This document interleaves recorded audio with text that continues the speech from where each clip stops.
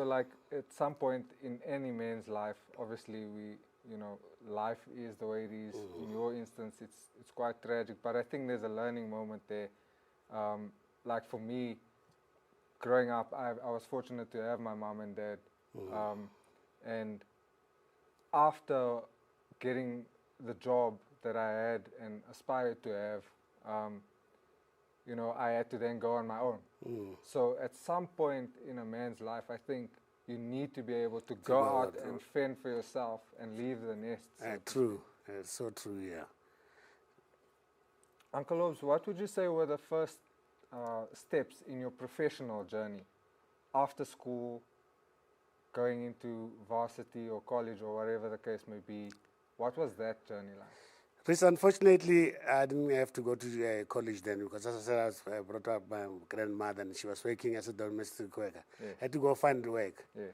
So I only started most of the thing part-time when I was working. So I didn't have the privilege to go like full-time college or varsity. So Yes. I was studying while I was still working, you see. What were some of those jobs that you had done? And I specifically mean immediately after school. We'll get to the main point. I know there's one point that I would like to touch on, but like immediately after school, what kind of jobs did you have to go and do, especially considering the era you grew up in as well? Yeah, Risa, I was like a shop assistant. I remember working in Rosebank for Woolworths, and then we had been trained to come and open up this Woolworths, the sentence that we have now. I remember we were the first people to open this Woolworths in sentence seats. So yes.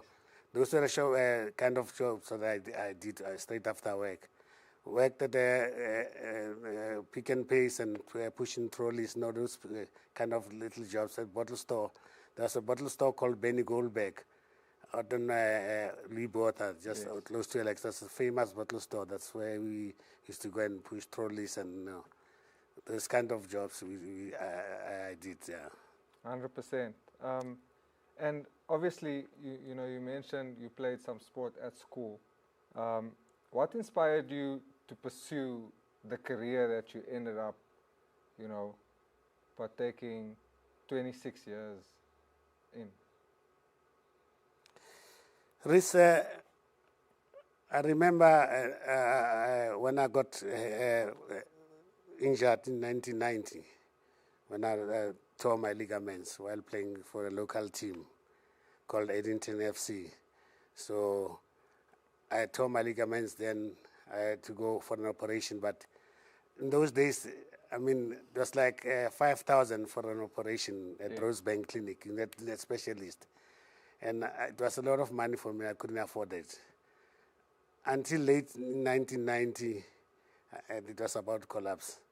But then I was working at a proper job, and I was on my wife's medical aid, so I could go to a private hospital where they can do the operation. Yeah. So then the operation was done. So that meant that I couldn't play anymore. Yes. But the way I love the soccer, so then I had to take over from the little divisions in my club.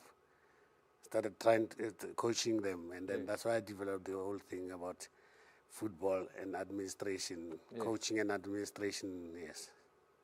You obviously mentioned, the challenges that you faced.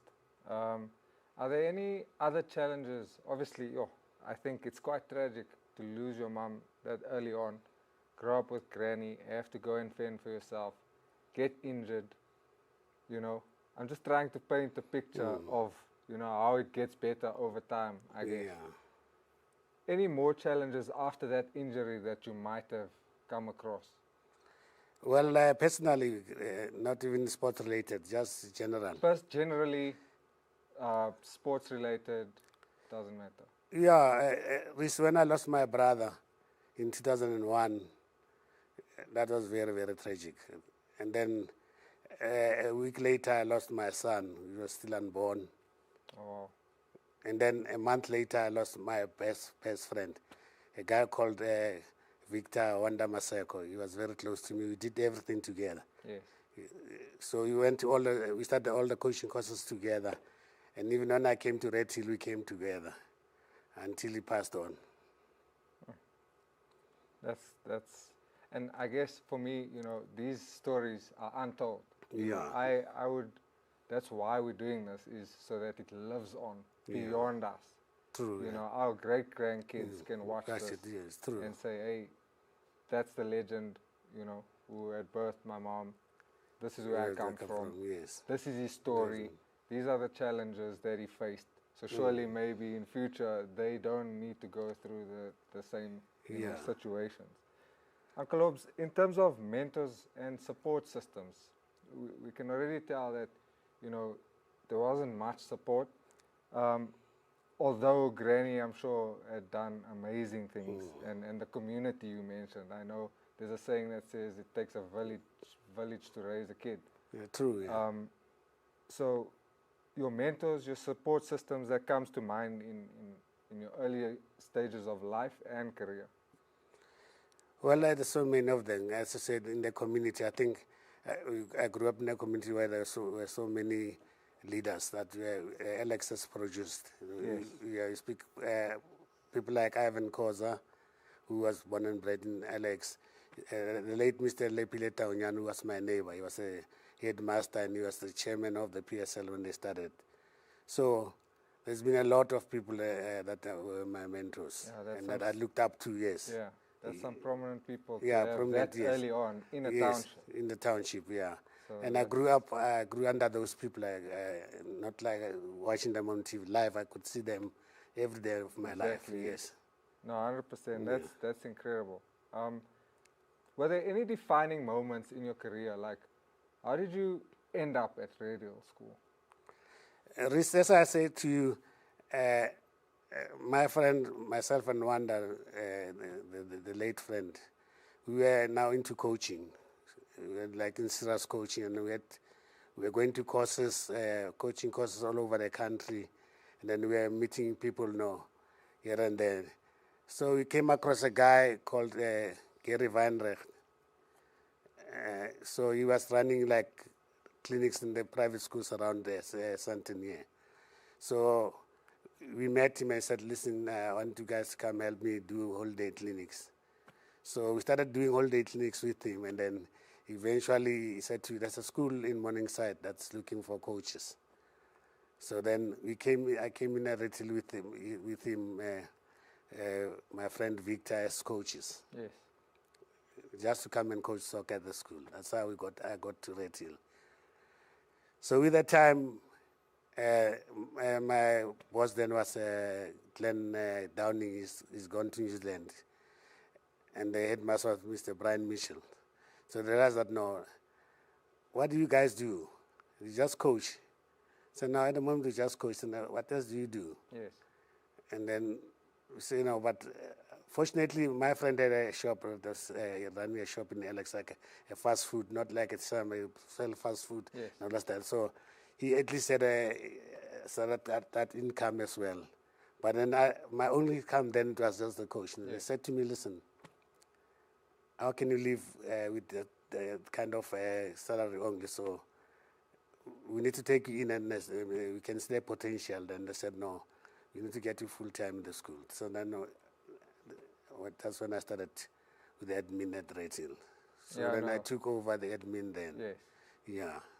No, that's incredible because you've shaped so many people's lives since then. Yeah. You know, and I specifically want to pinpoint that moment because we all know, we know ourselves, those who had come in because of you, because of your leadership, I remember my first day at radio. I was hired as a cricket coach, and Donovan called me and he was like, listen, we need an extra coach to assist with athletics. Yeah. And when I rocked up, So they shake them more. When I rocked up, I just imagine Oval being in pristine condition.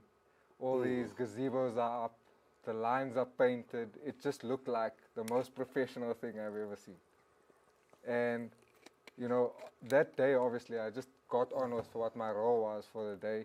But then I began to understand that, hey, there's actually a lot more that goes. This thing just doesn't show up on its own. Yeah. It doesn't look that good on its own. and turns out you were the man behind arranging that from an administrative perspective, and then you go ground staff, all these people behind the scenes that you don't even get to meet sometimes. Yeah. So I just want to acknowledge that point. Um,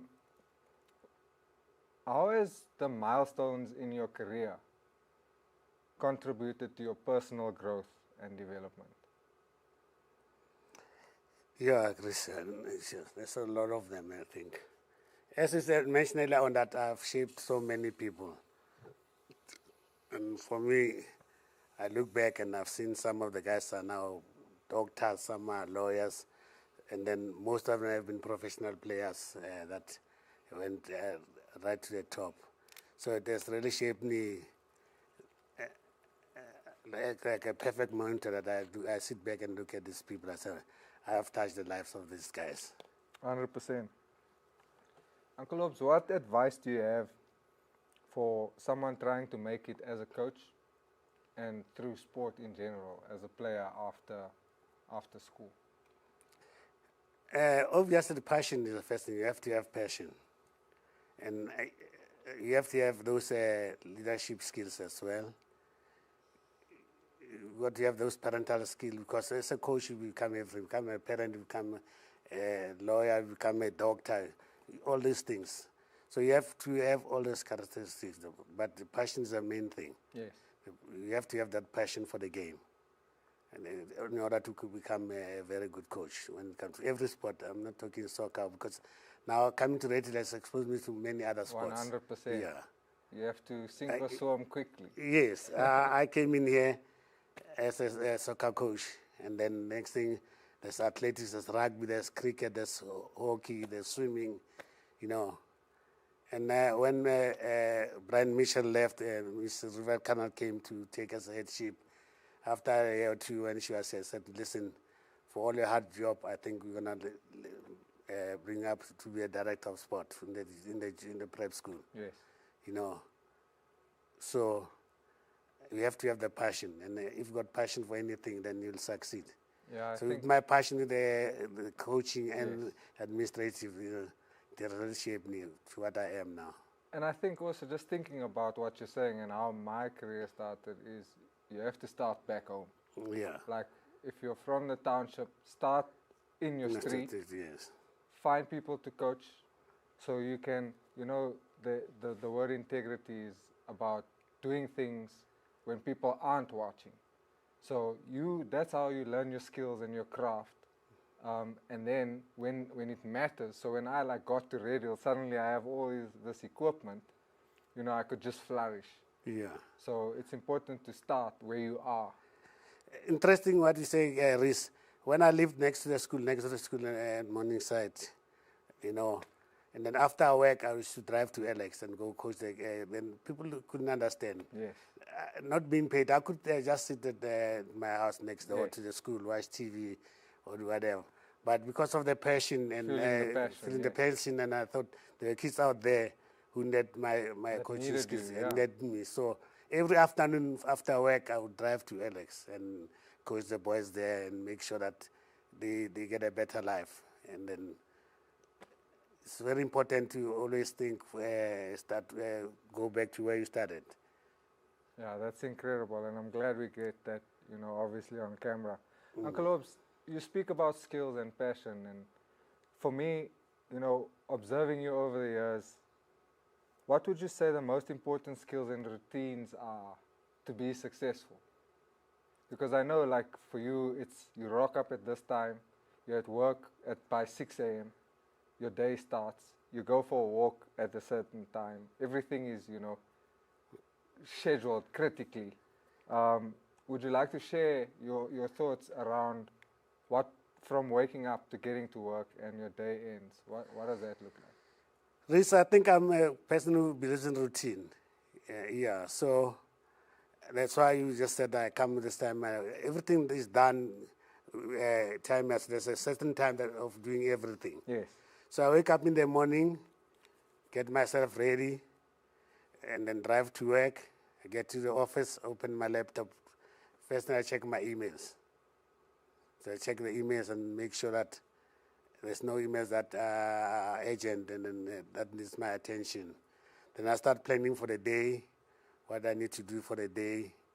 You know, if transport has been booked, catering sorted out, the fields are ready, and the coaches are aware of what needs to be done, what they need. So, and then, as you say, my work is very important. After a morning meeting, then I make sure I walk and come back as a part of my exercise. Yes. So I think more of the routine, that shapes me, because I've got a routine that I do things at a certain time. Yes. Yeah. No, thanks for sharing that with us. Looking at your career so far, what lessons do you think are most valuable to share with us? Chris, I'm sorry, Risa said this. I think, working with people, teamwork for me is very, very crucial. Yes. Yeah. Respect your colleagues, and then they'll respect you in return. But be a team member. I think that's the most important. How would you say, or how important would you say networking opportunities are? They are very, very important, Rhys. I think over the years that I've been in school here, I've had so many people that I've met, and my network is so broad. I think it's very important. Networking is very, very important. Yes. Because you never know who you or what you're going to need one day.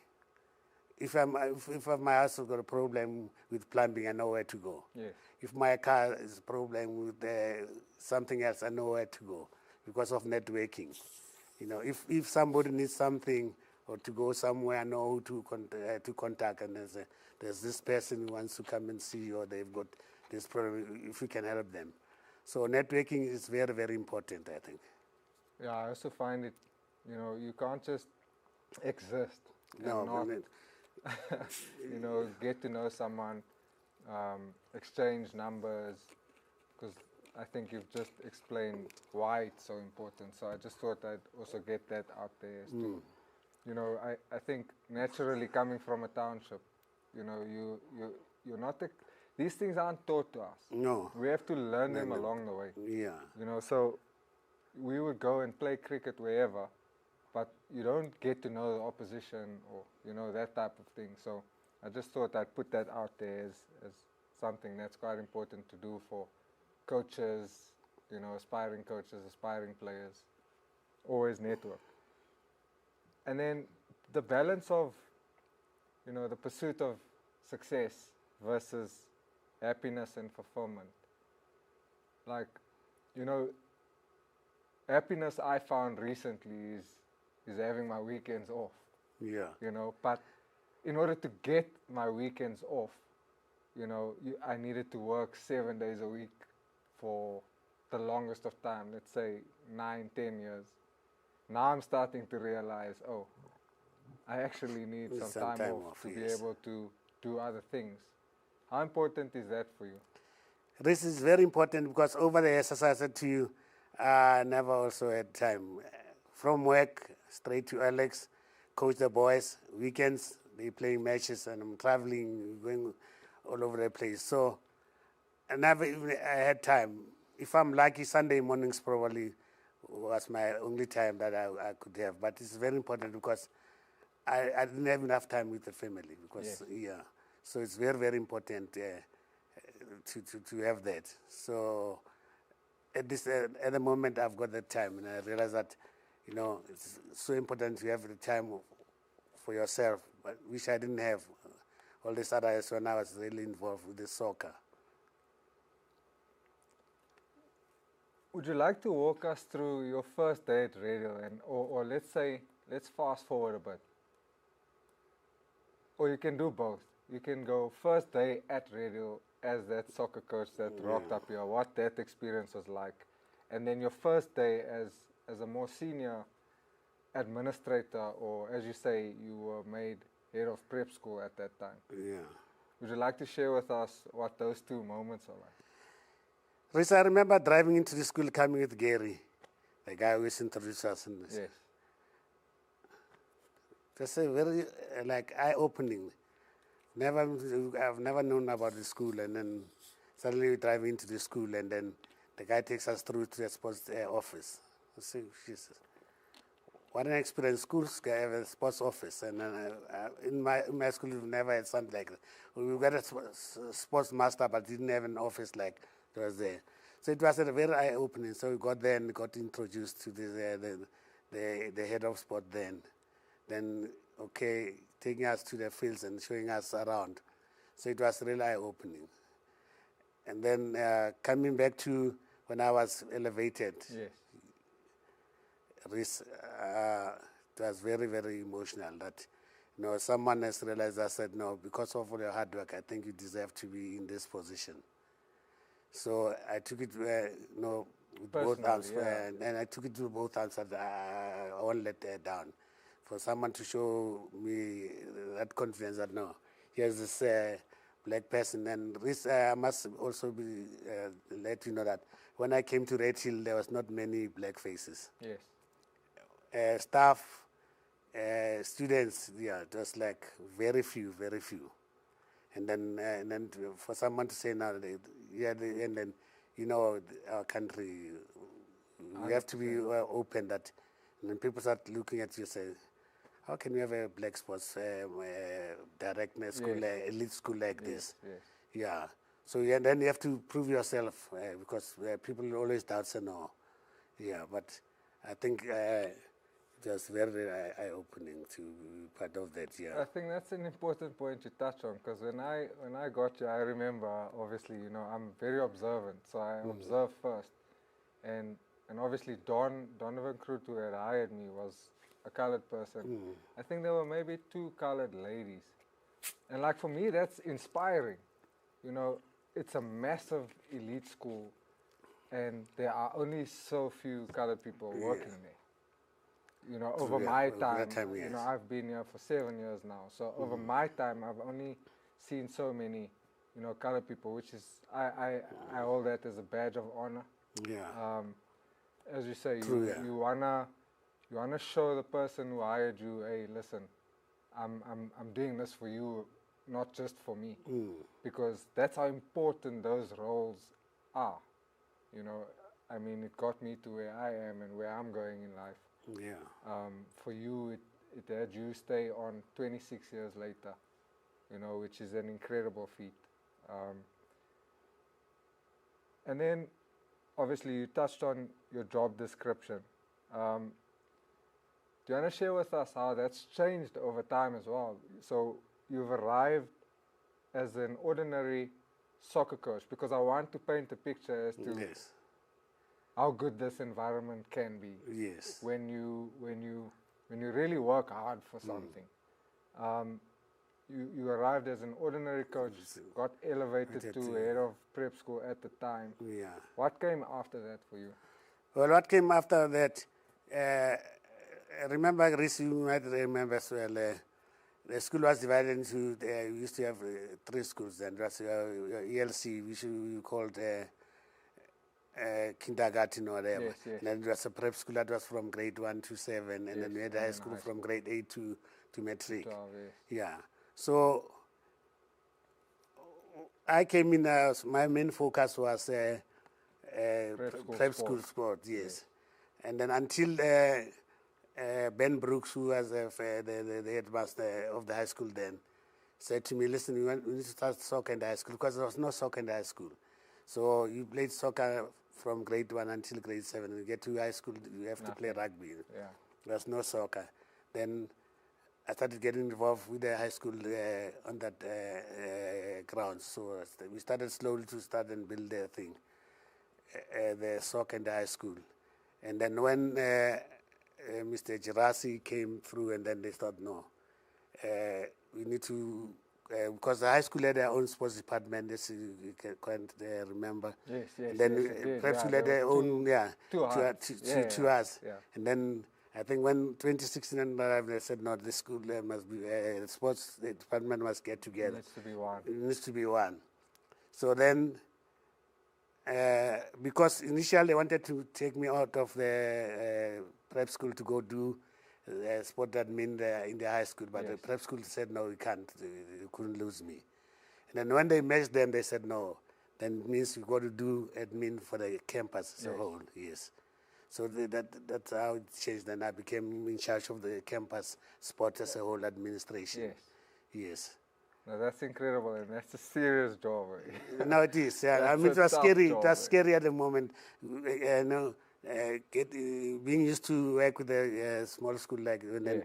then to go work with the whole campus. And I mean, It the was school scary is at the only moment. growing, so Yeah, it the school was becomes growing. an even bigger role. Yeah.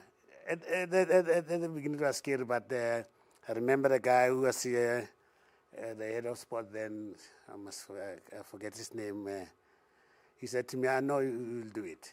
You will do it. And I thought, that's a massive job. But then I did it Yeah, at that no. time, and then until I was moved to marketing. Yes. I think in 2021, Yes. I was asked to go and do marketing, sports marketing, and move to the marketing department, which I was there for 2 years. But then they realized that no, my home is the sport. I need to go back there. Yes. So that's when I went back again to the sports department. No, that's incredible, and obviously, yes, credit to you, because I don't think people realize how important that role of administration actually is in a school like this. We learn very quickly how difficult that can be, and I'm not going to delve too much into that. I want you to share with us some of your fondest memories that you've shared at Radio, and yeah, how that relationships has grown over time. Chris, the fondest moments, I've always told the guys that we used to have like on a Wednesday, if it's like cricket season, and the first team is playing on the oval. Yes. And then all the coaches will be there to go watch the first team play there. Then we sit there, support the first team. After the game, we'd sit around there and have drinks and snacks, And the spirit then was so good amongst the coaches, Yeah. And then it wrapped onto the players. They could see that all the coaches are There's like a this. bond, There's a bond. Yeah. So those are the fondest moments. And the end of term,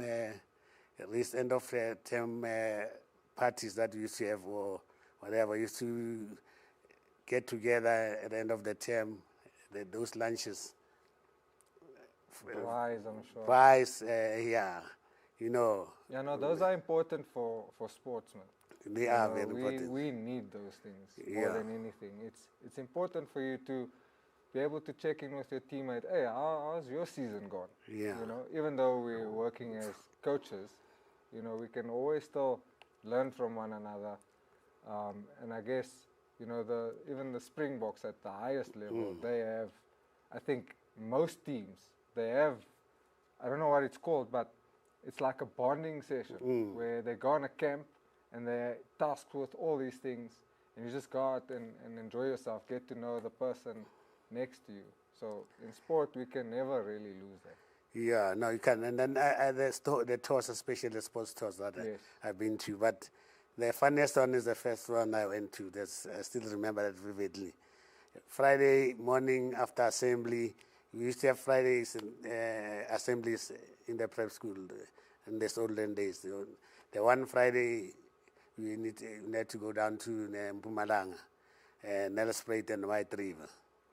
So there I was in the bus with 2 interns and some grade 3s, I think in grade 4, 5, 6, and 7s. Yes.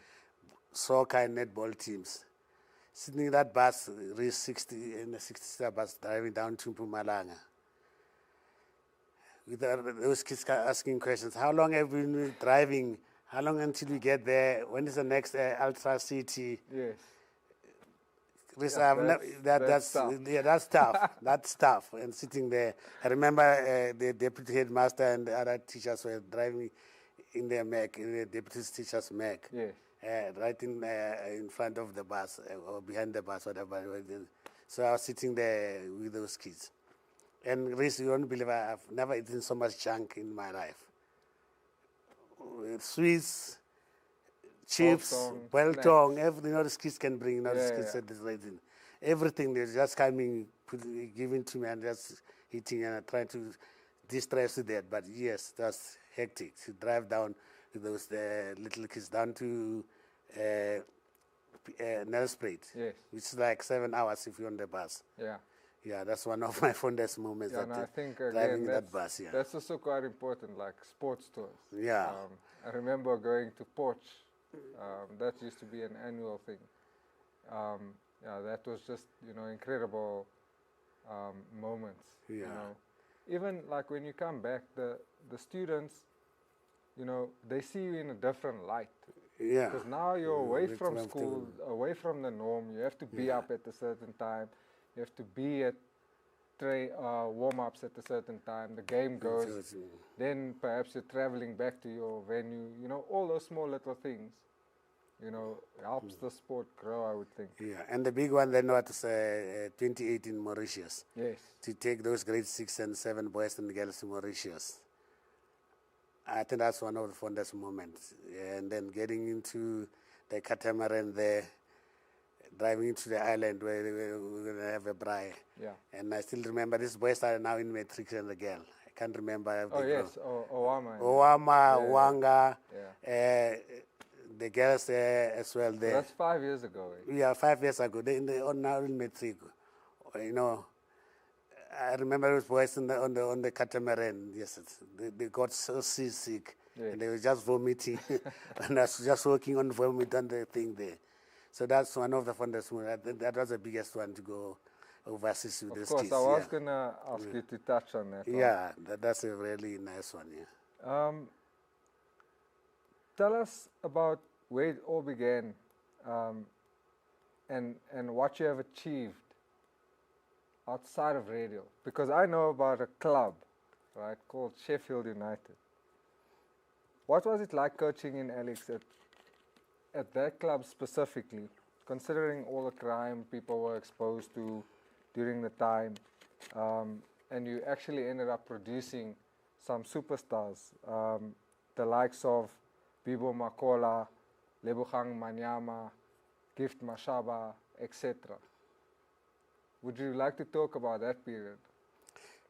Rhys, that was a very interesting period then. To coach those boys, it was such a fulfilling moment.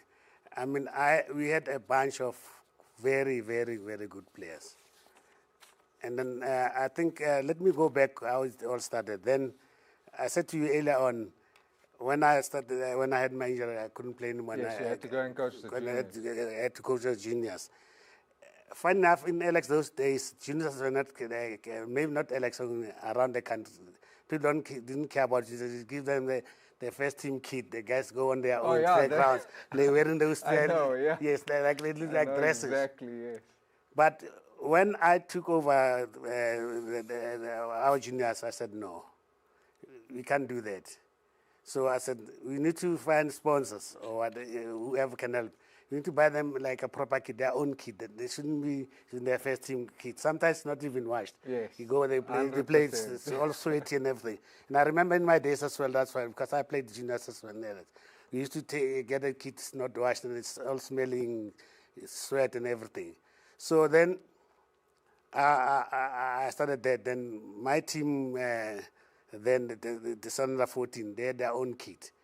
I can still remember it was an old Arsenal Adidas kit that we got sponsored there. It was a nice red and then white here and navy stripe, not Arsenal. Yeah. So sponsored by JVC then, Arsenal. Yes. Yeah. So, and some of the clubs would come to the grounds, no coach, no senior, they just play on their own. So then, but now, what was special with this team now, they've got their own kit. They're the coach, and then, so now, it was easy to attract all the good players because they could realize that, no. That's where I want to be. That's want to be because these guys are... It's amazing what kit does. Yeah, that kit and that looking after the kids, I mean, the likes of Brian Baloyi then, he was playing at Balfour, and the kids, I remember kids in Alex used to go and play in the suburbs because they were more organized and everything. Yeah, they were scouted and also they teams were like proper yours. kids, yes. And now they would look after coaching, whereas in the township. So we'd play maybe Sunday in the suburb and Saturday play in the township. But I managed to get all those boys who was playing in the suburbs, and then they were now playing here full time. Yes. Because they were looked after. So then with that, we attracted good players. All the good players came to play for Sheffield. And then we grew, and then the team grew, and then we had like 5 divisions. We had under 10, under 12, under 14s, 17s, and under 20s. So it was really, really interesting to have coached, to have 5 strong teams. Yes. 5 divisions, so... Yeah, and you can only imagine what that must have looked like. It looked like it was amazing. It was all like star, a dream yeah. come true. It was a dream come Proper true. academy. Yes. Everyone's talented. Having good coaches, good resources, good kit. You know, it makes a world of difference. I remember I used to play cricket because I would wait for the lunch on Saturday. Yeah. So we would obviously play on at different venues. So you're always keen to see what's next. What food am I going to get next? You know, so kit makes a difference in sport, especially in a township. You'll be very surprised how that can attract kids off the street. Yeah. And have them, you know, focus on a better outcome. No, definitely, and that's how we had a very strong team, because we could attract all the good players, because there was that, you know, atmosphere at Sheffield that most clubs didn't have. But with that time, other clubs came also to the party, because they realized that no, we're losing. You set the trend. We set the trend. Yeah. I'm proud to say we set the trend that we were one of the teams, the first teams to have the juniors wearing their proper kit, not using their first team, the seniors team, you know. Yeah, where there's one kit for the club. Yes, exactly. And then the coaching also was now, because I was going through proper coaching courses. The late Ted Dimitri, when he started development, you know, went through the course, and we came with proper coaching, you know, techniques. That just advances. That's what advanced, yeah. You're untouchable at that point. And then you got the good players, and then you come with this, you know, training methods, and then you can only produce the best. 100%. The best you can only come out of there. 100%. Yeah. And then, just briefly, would you like to touch on, I know you've mentioned something to me about the Supersport Academy. Would you like to share with us what that was like? Reese, maybe let's go back how I got into that Supersport Academy. 100%. I think when I was coaching in LX, and then I can't remember the years. I'm very big years. That's fine. And then I worked for the LX Sports Council before the 1994 democracy. It was actually called Sports Congress. Yes. Yeah, we had the Congress that, you know, that was the political side of the sports. The people were trying to bring change through sport. Yeah. So, fun enough, I met Stan Matthews now, CEO at Super Sports United. I got to meet him through the Sports Congress.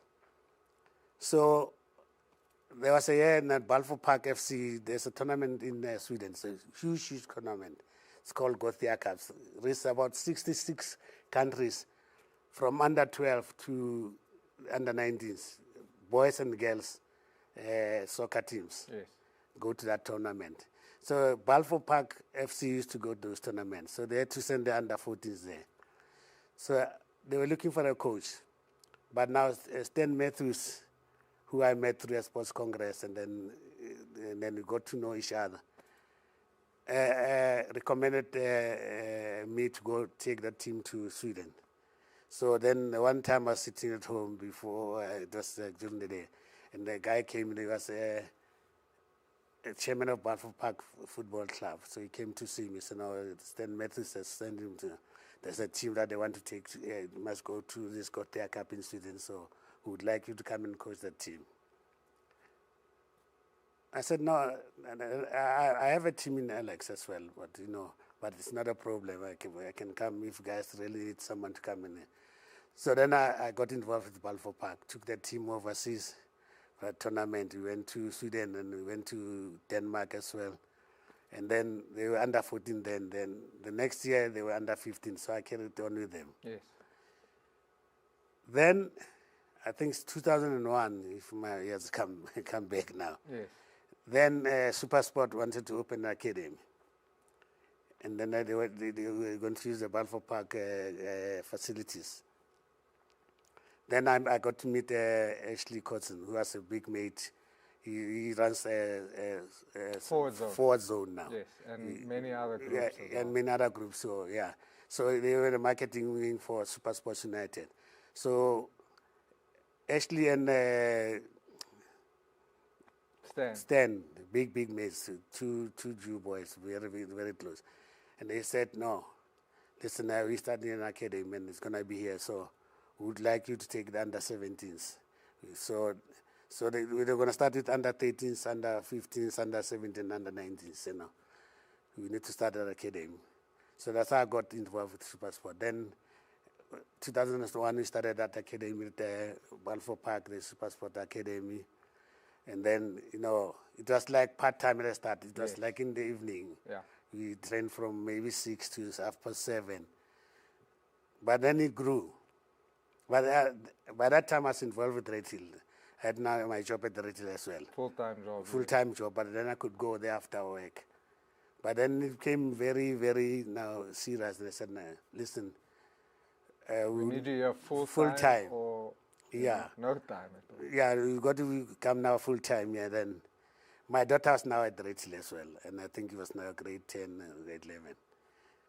So I had to choose now that, do I leave Red Hill and go and work at Supersport with that, electricity, then I could be like the main guy now coach at Supersport, or do I look after my daughter's future, stay at Red and see that my daughter gets a proper education, because I wouldn't have a friend if I didn't work here. Yeah, but then, and I, also knowing the football politics by then, I was very aware that I was streetwise. I was born in a township. I have to be streetwise. I was born in I've seen gangsters, I've seen a lot of things. So I was streetwise. So then I realized but it's good to go to Supersport, and then if you don't get results, and then you're out of the door. And then what? You see. I said, but yes, Red Hill is a permanent job. My daughter is also benefiting, is getting a good education. So then I said, no, guys, I think I want to stay at Red Hill. So then I have to leave Supersport then and come to Red Hill. And up to I think it was a good move. I think I made a very good choice. Long term. Yeah, long term. Definitely. Long term, yeah. Because you always need to look, as a man, you need to look after, not the family you come from, the family that you're building. Yeah. So by doing that, you've taken care of the daughter. Now the daughter can now take care of me. The next generation, you and the next generation, and so on and so forth. It was a great segue to that point, from Supersport to your daughter, because I wanted to touch on that as well. Yeah. A few more questions in closing, Uncle Obs. What is your philosophy in life? Chris, my philosophy is that when I do something, I want to do it properly. I do it properly, or I don't do it at all. I don't like to do things halfway. I don't want to. If I do something, I do it full-heartedly. I want to do things full-heartedly.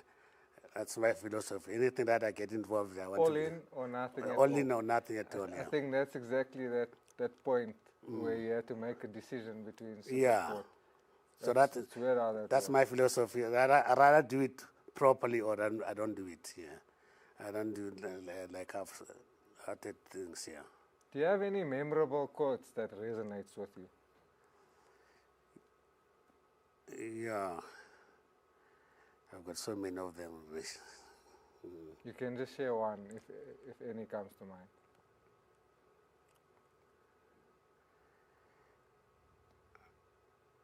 I'm trying to think. I'm a sports person. That you know. Yeah, there's so many quotes.